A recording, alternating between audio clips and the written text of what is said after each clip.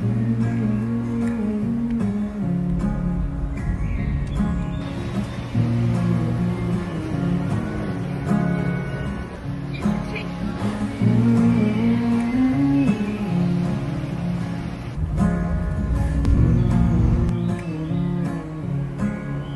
name is Isabel Straub. I'm a senior at the University of Vermont, and I am the creator and producer of the Francis Files on TikTok, and I have 275,000 followers.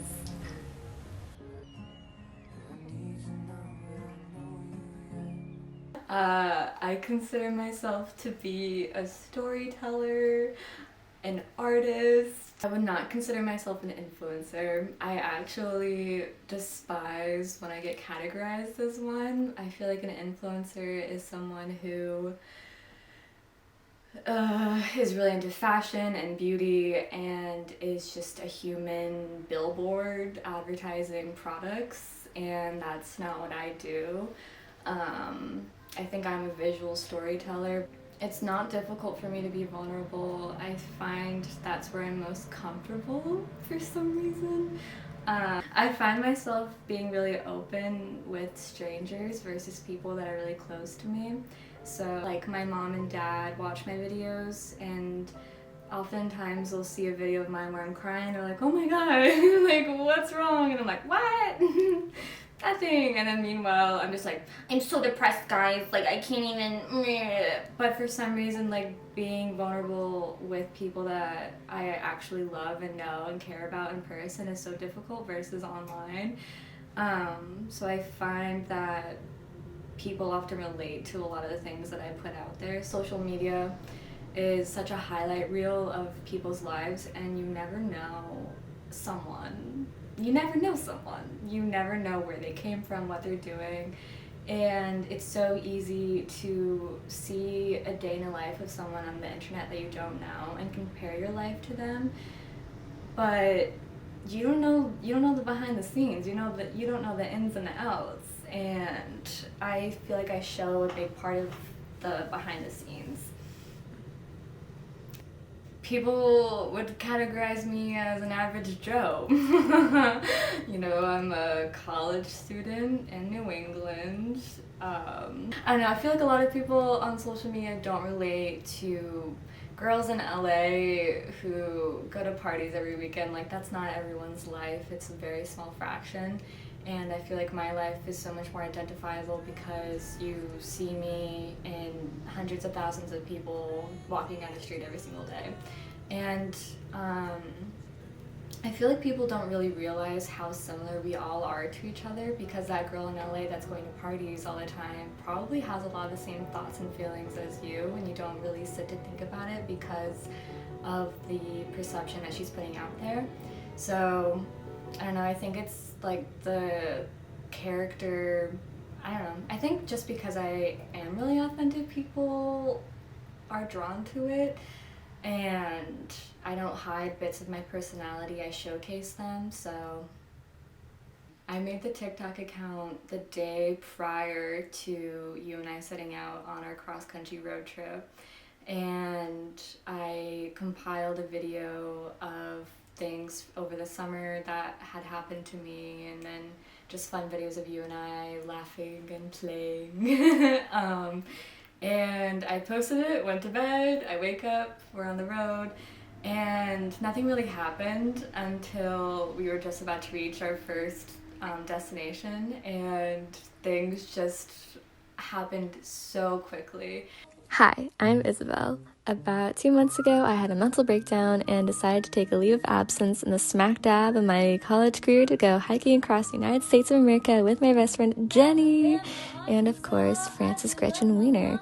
I remember each time that we refreshed our notifications, it was like, another 1,000 just watched, oh, another 100 people just followed you, and it was crazy. We were like, oh my god, like what is happening? Being completely honest, I was drawn to TikTok as a platform because I knew that it was easy to be discovered by strangers.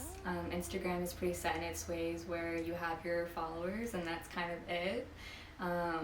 And when I went on my road trip with you, I was like, I want lots of people to see this, and so I'm not just gonna post it to my Instagram, I'm gonna post it to TikTok because the algorithm on TikTok is so interesting where anyone could have a video that blows up.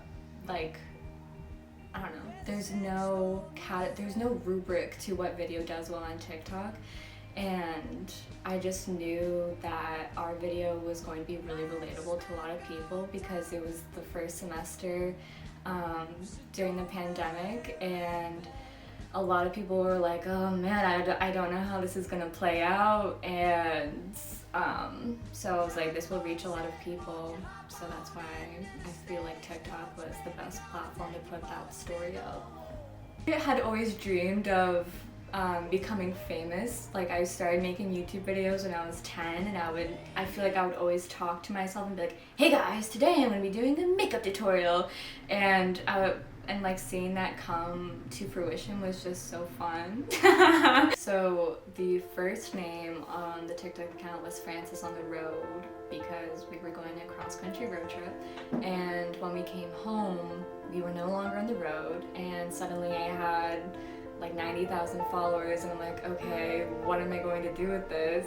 I have to change the name because I'm not going to travel anymore. So I would like you to meet Frances. It is this like 1/2 inch plastic baby from Amazon, and I became obsessed with it. I took Frances everywhere with me in my car, and I kind of wanted an alias because I don't know, when you're trying to be big on something, it's kind of embarrassing if you use your name and you don't do well. At least just like from my many experiences, I'm trying to be a YouTuber and that not working out, I was like, I am never using my name on any social media platforms ever again. So I chose Frances, and the Frances Files was actually created by my dad. He loves alliterations, and the Files was supposed to be about like diary entries and stories of my life, so the Frances Files was born. This is gonna sound really like egotistical, but I'm inspired by my younger self. I have had a diary since I was 11, and I love looking back in it because of the funny little things that were going on in my brain that I often relate to now as a 21-year-old 10 years later. I'm like, I still feel this way. And I don't know, I love taking those words that I had written and bringing it to life now, something that I probably would have wanted to do then, so. I try to communicate myself authentically as much as I can. Obviously, there are some limitations when it comes to TikTok because of the time limit on there, and I also don't want to be boring, so I try to keep my audience engaged, and normally that doesn't come. No one really likes to listen to other people talk unless you just like them as a human being. And so there are lots of bits and pieces of myself that I definitely do hide, not on purpose, but just because I don't know how I can get my personality across in an artistic way. Once the summer hit, I was getting recognized every single time I went out in public, which was insane. Like, oftentimes when I was like going out to dinner with my dad or with you, people would stop us and they'd be like, oh, I love your videos, I love you, oh my god, I can't believe this is happening, and just seeing their reaction, just being like really overwhelmed and pure and joyful, is super scary to me for some reason. At first I really liked it. I felt a lot of joy and pride in myself from it, but now I get kind of anxious, like being on campus, knowing that people could know me, but I don't know them, is such a freaky thought. I'm in a kind of big class this semester, and there was a girl that was like, oh, I love your videos, but meanwhile I've been sitting next to her for like all semester, and she hadn't said anything until now. So I'm like, how many other of you are out there that know me that I don't know? I don't know, I get really anxious socially, so that's just kind of overwhelming, but I really appreciate people that come up to me and are vulnerable with me and say that I've helped them, so I really like it, but at the same time I'm scared. When I like to be seen, I like to be seen, but when I don't, I do not. So not being in control of that now, it's kind of upsetting, but I don't know, that's what you get when you put your life out there online. Wanted to utilize like short films. I loved making short films when I was younger, so that's kind of the style that I was going towards. And then obviously, you know, you do something long enough, you perfect your practice and you get better at it, and I feel like I really started to find my eye, my style, the more I made these videos. So I feel really comfortable in my style right now and my editing. I feel like my life has changed dramatically since starting my TikTok account. I now live with a man that I met through TikTok. Like, that's crazy. I am now, I don't know. I have an income through TikTok. It's constantly running through my mind when I go about my daily routine. I'm like, oh, I should be filming this for a TikTok. And it's just something that's always in the back of my mind, which when I find myself being consumed by it, I take a step back and I don't go on it and I don't film for it. Because, I don't know, I look at TikTok as a job, but also as a way to express myself, create, oh my god, creatively.